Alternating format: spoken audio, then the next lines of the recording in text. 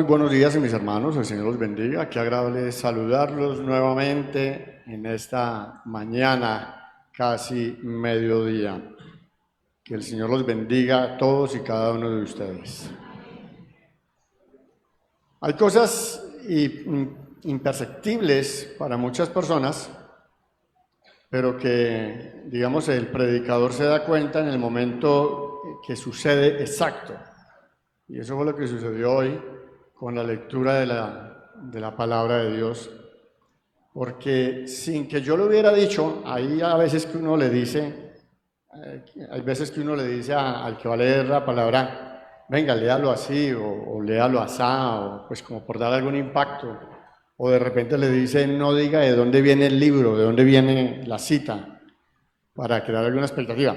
Sin embargo, yo no le dije nada a la persona y él lo leyó, y ustedes lo respondieron, y acorde a lo que él dijo, es la palabra. Él dijo, benditos los que escucharon su palabra y los que leyeron su palabra. Y eso es algo interesante porque hoy vamos a hablar más o menos de eso. Vamos a orar. Padre, gracias porque en tu nombre empezamos tu predicación, tu palabra. Bendice, Señor Santo, a tus hijos, tus oyentes. Bendice, Señor Santo, a tu pueblo que esperan que tú prediques para la honra y gloria tuya. En el nombre de Cristo Jesús. Amén. Amén. Vamos a ubicarnos en el libro de San Lucas, capítulo 10, versículos 25 en adelante. El tema para hoy es mayordomía. Y a veces mayordomía suena a esto, ¿cierto? Pero vamos a mirar qué es lo que el Señor quiere de nosotros con respecto a la mayordomía y cómo podemos llegar a ese punto de encuentro con el Señor.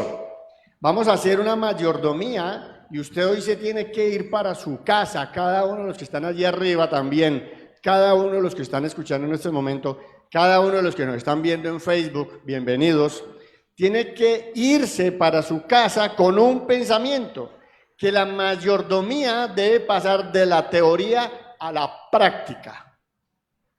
Debo dejar de ser un mayordomo teórico para convertirme en un mayordomo práctico, ¿ok? Y el texto, que era San Lucas 10, ¿qué? 28, Jesús le dice, bien has respondido, quedémonos ahí. Jesús dice, bien has respondido.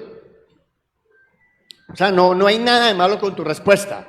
Tu respuesta es la perfecta, la exacta, la que se necesita. No te has equivocado en nada. Pero le dice Jesús, haz esto y vivirás. No ganas nada con tener la respuesta exacta en tu mente si no practicas lo que tanto predicas y supuestamente lees. En San Lucas 10:27, texto anterior, dice, el mismo que respondió, aquel respondiendo dijo, amarás al Señor tu Dios con todo tu corazón, con toda tu alma y con todas tus fuerzas, y con toda tu mente y a tu prójimo como a ti mismo. Esa era la respuesta. Esa era la respuesta. Y es una respuesta indudablemente acertada. Sin embargo, lo que está diciendo el Señor es que esta persona no lo estaba practicando. Amen a sus enemigos, hagan bien a quienes los odian. Y hoy vamos a empezar con este análisis acerca de qué es lo que el Señor quiere. La Universidad de Princeton en Estados Unidos, y lo que les cuento es verdad, no es alegórico, hizo un experimento a los estudiantes de teología que estaban próximos a graduarse como teólogos, y esta universidad forma un experimento y forma dos grupos. A estos estudiantes de teología del primer grupo les dijo que prepararan un breve sermón de un tema bíblico que fuera relevante para su vida religiosa, un tema bíblico que los llenara a ellos dentro de su expectativa sacerdotal, que les hiciera entender a ellos qué es lo que quisieran ellos ser como religiosos, como sacerdotes, como teólogos, como futuros pastores, etc. Y a un segundo grupo de estudiantes de teología les dijo específicamente que el tema del cual debían hablar era la parábola del buen samaritano. Pues los separa, a esto les dicen, creen un tema teológico, espiritual, sacerdotal, religioso, que usted entienda, que lo llena a usted, que lo hace sentir mejor en su vida espiritual. Y a este le dice, preparen un tema acerca del buen samaritano, la parábola del buen samaritano. Pero no les dijo a ninguno de los dos lo que había que hacer, lo hicieron por separado. Así que también a ellos se les dijo que tenían que presentar ese examen, pero no les dijeron dónde. Y pues las universidades, si la Nacional es grande y la Adventista en Medellín es grande, pues las universidades allá son gigantes. Básicamente son campus, como dicen ellos, en donde de un edificio a otro es lejísimos. Así que a ellos no se les dijo que el examen, el sermón, lo que tenían que hacer, debían de hacerlo en otro edificio del campus, sino el último día, cuando ya estaban listos para prepararse y aparecer así como en un lado donde iban a estar allí, a que los escucharan. Esos alumnos estaban allí y ellos ignoraban que a mitad del camino había un hombre que era un actor también preparado por el propio campus de la Universidad de Teología, el cual iba a tener un accidente. Cuando ellos iban pasando, él se tropieza, cae y pues se queja de dolor porque fue un dolor fuertísimo, porque se vio durísimo, pues porque él tenía que hacerles entender a ellos que estaba mal, era un actor profesional. Se estaba haciendo una investigación con esto. ¿Qué era lo que estaban investigando? ¿Se detendrían los estudiantes de teología a ayudar a un desconocido en apuros?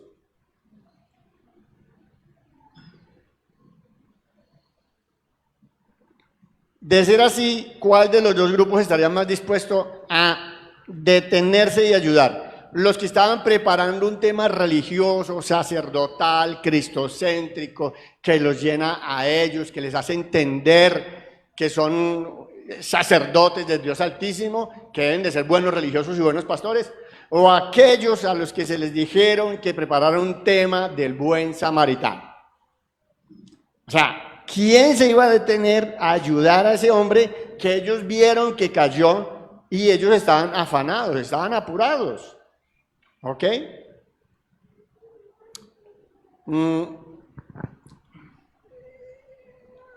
Había algo, y es que había apuro en la situación. El factor que marcó la diferencia allí no fue el tema bíblico. No fue el tema bíblico. El factor, según los resultados del estudio de la Universidad de Princeton, fue el tiempo. Fue el tiempo. Lo interesante acá es que para ellos el tiempo de aquellos a los que les dijo que había tiempo, que fresco, que no hay problema, que había tiempo de sobra, el 63% se detuvo a ayudar a aquel hombre. Eso es lo interesante. Aquellos a los que se le había dicho que se apuraran, que iban a llegar tarde, porque estaba también ¿cómo es que le dice al que cuida a los muchachos y a las muchachas allí? ¿Al qué? Bueno, no les alcanzó a escuchar, pero estaba diciéndole que muévase, Fanny, que van a presentar el examen. De esos, solamente un 10% se detuvo a ayudar a la persona. Y el 90% restante se conformó,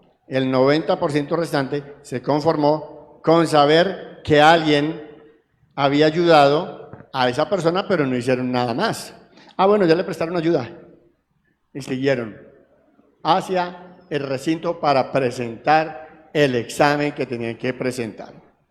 El tiempo era más importante para ellos que la necesidad de un ser humano en apuros.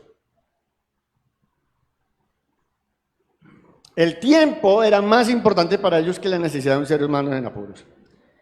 Jesús fue el embajador de una vivencia religiosa que tiene más que ver con hacer que con saber. Jesús era práctico. Jesús pedía que la gente fuera práctica. San Lucas 20:21 nos dice a nosotros, y si ustedes tienen la escritura, estudienla, mírenla ya, ojalá que no la proyectaran para que tuvieran que leer allí.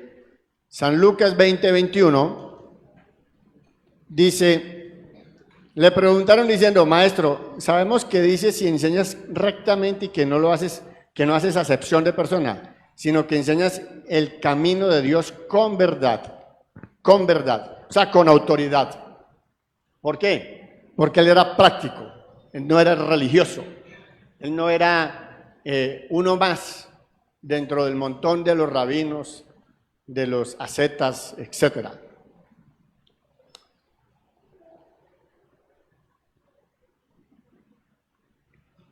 El método de instrucción, el método de Jesús de instrucción, se centra más en la práctica que en el conocimiento teórico. Lo que nos lleva nuevamente al título de la lección o el título del sermón, que la mayordomía debe ser ¿qué? Práctica, no ¿qué? Teórica. Nuestra mayordomía debe ser práctica, no teórica. ¿Ok? Debemos pensar en eso. San Lucas 10:25, volvemos de nuevo, no nos salimos del texto. Un intérprete de la ley se levantó y dijo para probarlo. Ojo, un maestro, un intérprete de la ley, un fariseo, uno de los que se dedicaban a copiar la escritura, un copista, un letrado, alguien a quien no se le podía engañar en la escritura. Un intérprete, un escriba se levanta y le dice, ¿para qué? Para probarlo, léalo, solamente para probarlo. Maestro, ¿haciendo qué cosa heredaré la vida eterna? Le pregunta a él. El maestro de la ley, el intérprete de la ley, tenía el mismo concepto que muchos tenemos, que muchos cristianos tienen dentro y fuera de la iglesia adventista. Y es que debemos hacer cosas para ganar la vida eterna. Eso es lo que estaba diciendo él. Maestro, ¿qué debo hacer para ganar la vida eterna? ¿Qué debo hacer? Y como él empieza en un tono académico y lo toma de esa forma, pues Jesús también hace lo mismo en ese mismo tono académico. Jesús era un experto hablando con las personas. Cuando hablaba con gente que pescaba, pues le hablaba de eso. Ven, los haré pescadores de hombres. Y si hablaba con agricultores, les decía, una persona salió al campo a regar semillas. Pero esta vez hablaba ¿con quién? Con un maestro de la ley. Y este maestro de la ley estaba en un tono académico. Y Jesús hace lo mismo. Y le responde en el 26, ¿qué está escrito en la Torá? Eso fue lo que dijo. ¿Qué está escrito en la Torá? ¿Cómo lees? O sea, ¿qué es lo que tú tienes que saber? Pues tú debes de saber la respuesta. Tú eres un maestro de la ley. Tú eres un maestro de la Torá. Tú debes de tener la respuesta. ¿Cómo lees? El intérprete de la ley ya sabía la respuesta. De hecho, la recitó de memoria. Deuteronomio 6:5 y Levítico 19:18. Entonces le dice... Amarás al Señor tu Dios de todo tu corazón, con toda tu alma y con todas tus fuerzas. ¿Y con toda qué? Tu mente. Ojo, primer texto, Deuteronomio 6:5. Ese es el primer texto que él le recita de la ley. Y el segundo le dice, y a tu prójimo como a ti mismo, Levítico 19:18. Recita la ley. Pero recitar la ley no significa hacer la ley, ni creer en la ley. No significa que usted y yo, porque seamos adventistas del séptimo día, cristianos adventistas del séptimo día, bautizados, estemos haciendo lo que un cristiano tiene que hacer. Eso no significa eso. Saber la fe de Jesús o estudiar la Escritura y aprenderse grandes porciones de la palabra no da la salvación. Ni dar el diezmo da la salvación, como decía nuestro hermano Jesús. Bien dijo él. Guardar el sábado no da la salvación para aquellos que creen que guardamos el sábado para ser salvos. Si usted que nos está viendo en Facebook creía en eso, hoy se está dando cuenta que los adventistas no guardamos el sábado para tener salvación. Así que en San Mateo 22, 37 al 39, a Jesús le hicieron una pregunta muy parecida y él dio también la misma respuesta. Ustedes lo pueden corroborar ahí. San Mateo 22, 37 al 39. Léanlo ustedes para que yo no me desvíe de la conversación. San Mateo 22, 37 al 39. A Jesús le hacen una pregunta muy parecida y la respuesta es la misma. No basta con leer la ley, sino con que hay que cumplir lo que dice ¿qué? ¿Lo que dice qué? La ley, la Torá, la palabra, la escritura. ¿Ok? Hay que ser prácticos en el cristianismo. No podemos creer que con venir aquí cada sábado y sentarnos ahí y escuchar el sermón o escuchar la escuela sabática, ya somos salvos. No, no podemos equivocarnos. Seguramente el maestro de la ley no faltaba ni un sábado allá a la sinagoga. ¿Ustedes creen que faltaba los sábados a la sinagoga? ¿Ustedes no creen que este maestro de la ley se paraba enfrente y antes al contrario le hablaba a la gente sobre la ley? Jesús lo dijo. En la cátedra de Moisés se sientan los escribas y los fariseos, dijo Jesús. Hagan todo lo que ellos les digan que hagan, mas nunca hagan como ellos hacen. Entonces, el leer la escritura tiene que convertirse en algo ¿qué? Práctico. El ser cristiano tiene que ser algo de ¿qué? De práctica. No podemos seguir creyendo que porque yo vengo el sábado a la iglesia, cumplí con la ley. El fariseo se justifica. En el versículo 29 de San Lucas 10, dice, pero el fariseo, el intérprete de la ley, el escriba, queriendo justificarse, a sí mismo dijo, ¿y quién es mi prójimo? Hermanos, eso no es nuevo, ni es viejo. Los fariseos consideraban que sus prójimos solamente eran los fariseos, no más. Algunos rabinos consideraban que sus prójimos eran solamente los rabinos, exclusivamente.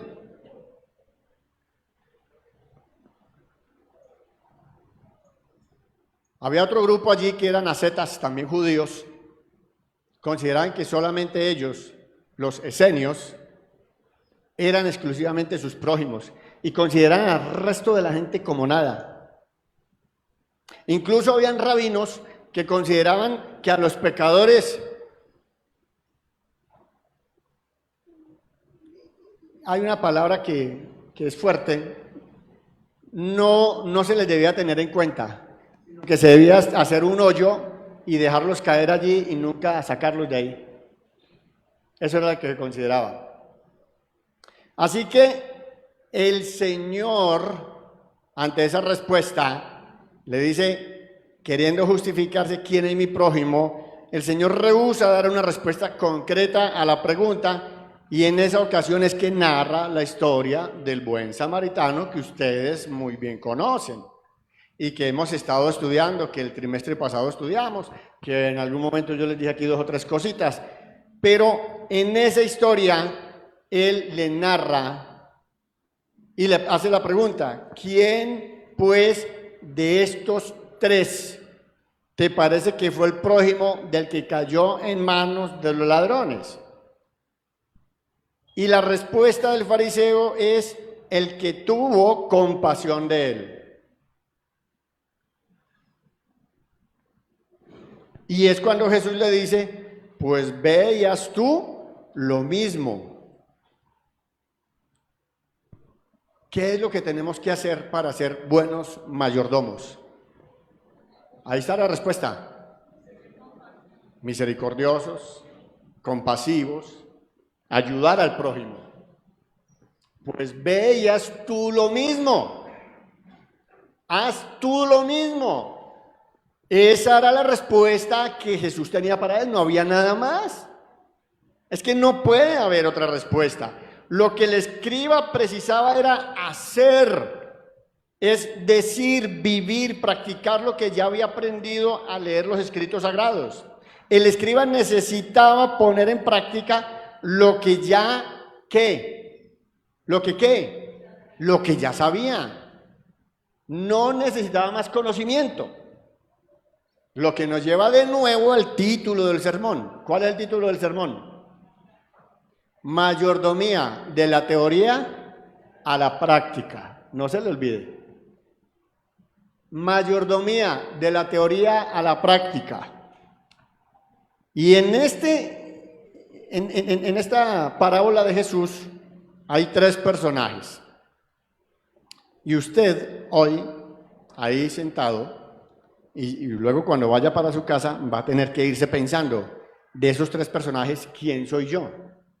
¿Quién soy yo? Porque es que no puede ser que lleguemos acá, nos den el pan de vida y salgamos como que no pasó nada. Algo tiene que moverse en nuestra vida espiritual. Jesús empieza su relato diciendo, un hombre, simple, un hombre, a 30 kilómetros de Jerusalén a Jericó, son 30 kilómetros que había, eso era lo que había. De Jerusalén a Jericó. Un hombre estaba allí, fue asaltado, golpeado, dejado medio muerto y con un charco de sangre. Y es interesante porque Jesús dice, un hombre no tiene rostro, no tiene color, no tiene idioma. Podría ser un hombre, podría ser una mujer, podría ser judío, podría ser gentil, blanco o negro, o de cualquier otra raza. Ese hombre somos todos nosotros, todos nosotros. Ese hombre nos representa a usted y a mí, para que lo entendamos. Un hombre. Luego aparece en escena un sacerdote y un levita. Venían del templo de Jerusalén hacia Jericó, el mismo camino, 30 kilómetros. Del templo a Jericó. Ellos ¿venían de qué? ¿Quién me puede decir de qué venían? Si era un sacerdote y un levita y venían del templo, ¿venían de qué? De predicar, de dar el pan, de enseñar, de mostrar, de recitar la Tanaj, de recitar la Torá, de recitar la Shema. Y encuentran al hombre y de pronto se preguntan, ¿estará vivo o estará muerto? ¿Será judío o será gentil? ¿Será adventista o será católico? ¿Será musulmán o será de Gaza? ¿Será ruso o será ucraniano?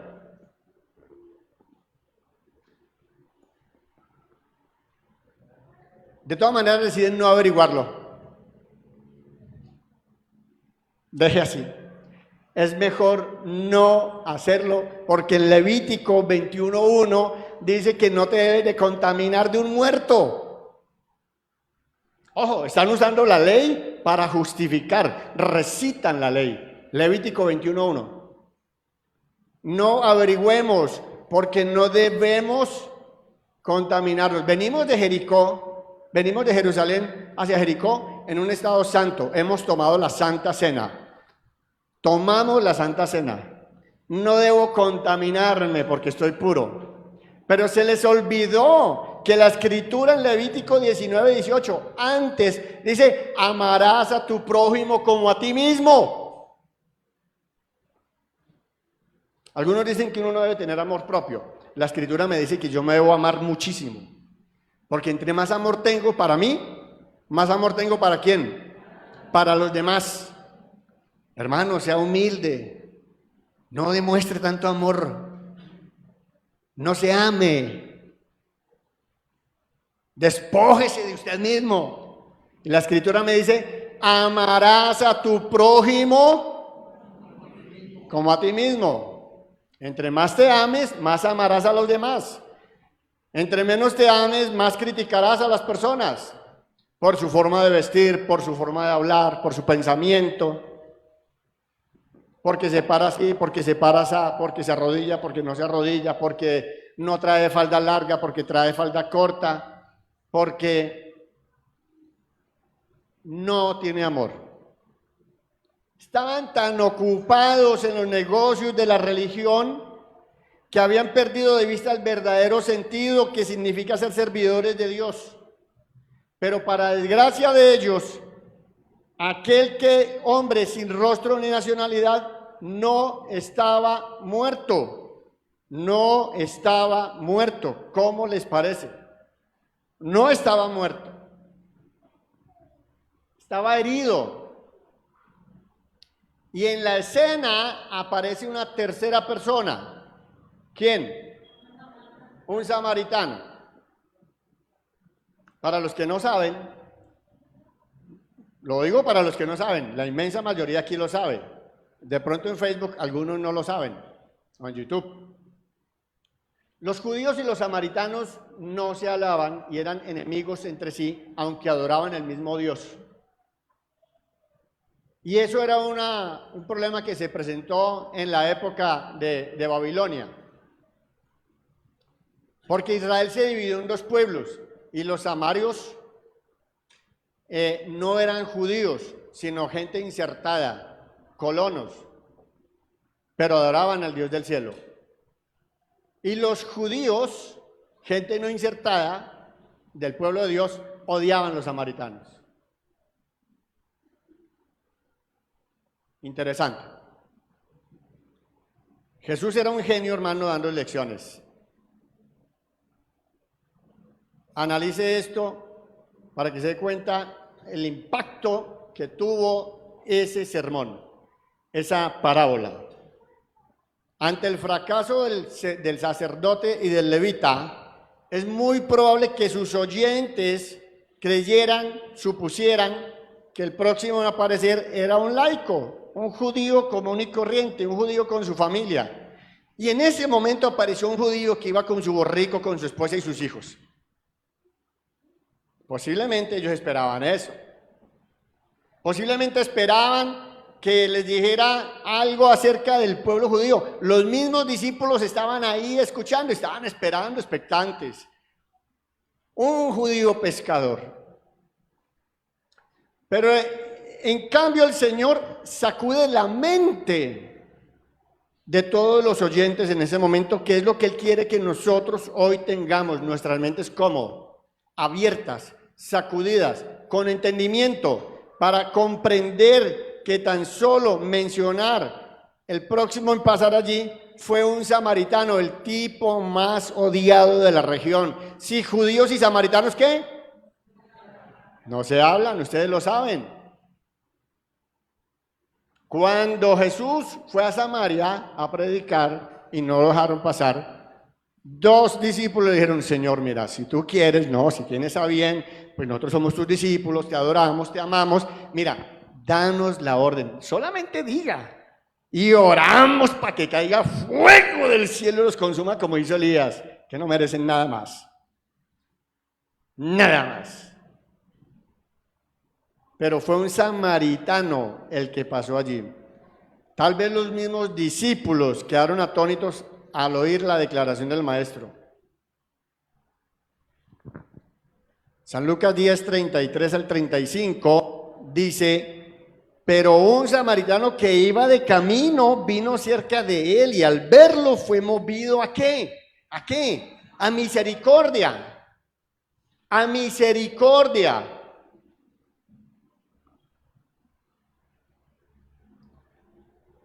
Y dice, acercándose, vendó sus heridas echándole aceite y vino. Ojo, ese detalle, aceite y vino. Dos elementos. Cuando Jesús cuenta sus historias, no lo hace, no, es que a mí se me ocurrió en este momento. Aceite y vino, dos elementos usados en el servicio del santuario. Los exégetas de acá saben muy bien a lo que me refiero. Utilizados en el servicio del santuario, aceite y vino. Ese hombre tuvo una ofrenda a Dios. Y allí, tomando ese aceite y vino, lo vendó, lo puso en una cabalgadura, lo llevó al mesón y cuidó de él. El paria, el que menos se creía. Al otro día, al partir, sacó 2 denarios, los dio al mesonero y le dijo, cuídamelo y todo lo que gaste de más, yo lo pagaré de vuelta. Yo lo pagaré de vuelta. ¿Ok? El pago de esos 2 denarios, mis hermanos, porque es moneda antigua, servía más o menos para dar alojamiento al herido por 3 o 4 semanas. Se despojó. Alojamiento, comida, cuidado, vendajes, todo lo pagó. Uno diría 2 denarios. Pero eso le daba a él casi un mes completo para recuperarse. Y le dice, cuídamelo.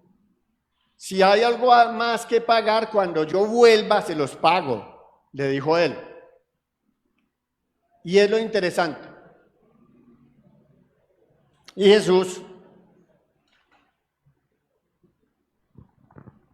le dice a él, ¿quién pues de estos 3 te parece que fue el prójimo del que cayó en manos de los ladrones? Ser un buen samaritano es ser un buen creyente. Ser un buen samaritano conlleva nuestros recursos, nuestra mayordomía a aliviar el dolor ajeno, que ya no es algo ajeno, porque ahora es también ¿qué? Nuestro dolor, porque el samaritano fue movido ¿a qué? ¿A qué? ¿A qué? A misericordia. Sintió el dolor, tuvo empatía. Ahora, ¿qué somos nosotros, hermanos? ¿Somos levitas, somos sacerdotes o buenos samaritanos? Esa pregunta, hermanos, que es retórica, es decir, no me la conteste. No se contesta de labios para afuera, porque nuestras prioridades, hermanos míos, definen lo que es valioso para nuestro corazón. Y es lo que nos ubica en estos 3 grupos. La manera en que nosotros administramos los bienes materiales también constituye una respuesta a esa pregunta.